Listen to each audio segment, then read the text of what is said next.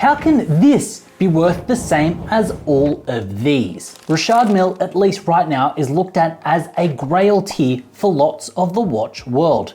Their pieces are in demand and they command a high resale, and celebrities and watch collectors all sport the pieces on their wrist. But why are they so expensive?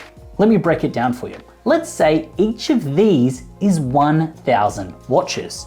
Richard Mille makes around 5,000 pieces a year total. This is 20 pieces leaving the factory each day. Now, if we look at AP, they make around 40,000 a year. Patek, around 60,000. Omega, 500,000. And Rolex, they make around 800,000 a year. That's around 3,200 shipped out each day. Now, price is dictated by supply and demand.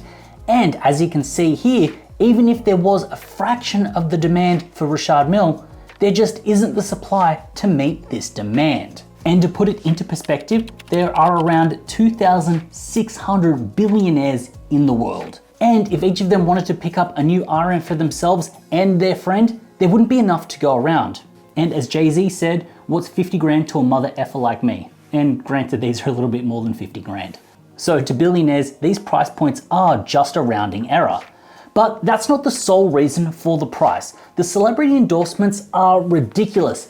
People that are at the top of their field are being paid to endorse and celebrate the brand. Now, while most of us would take an RM for free just to put it on our wrist and wear them, these people are paid insanely good, and you really need to compensate them accordingly. If you're worth $200 million, you're gonna want a deal that makes you get out of bed in the morning.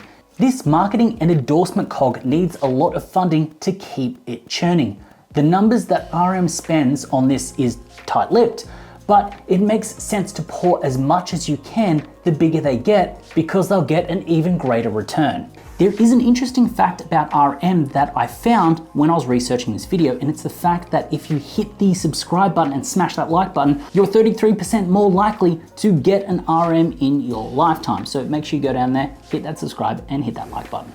Now, the elephant in the room is craftsmanship and materials. It's hard to argue, even if you're a classic purist, just how magnificent these pieces are. Rolex will use a singular movement in multiple models year on year.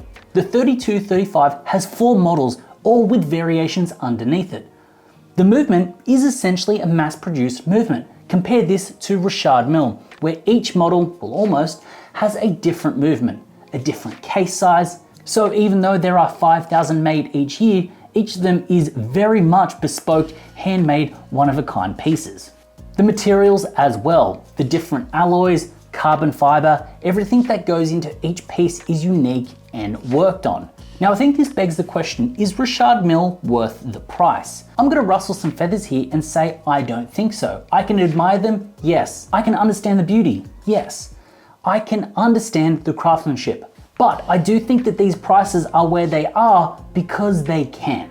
This could just be me being salty that I don't have a cool $250,000 to drop on a piece myself, but I feel that you're paying for the brand name and paying for the endorsements and not the true value of the craft itself. Saying that, isn't that what the entire watch market is itself though? Ask me again once I've got an RM on the wrist. Hopefully you enjoyed this little breakdown about what RM is. Hopefully you found a little bit of value in it. Hopefully you found a little bit of entertainment. If you did, make sure you go down there, hit up that subscribe button, also hit up that like button. Also drop a comment below and let me know if you think RM is worth the price. As always, it's been a pleasure having you with me. Until next time.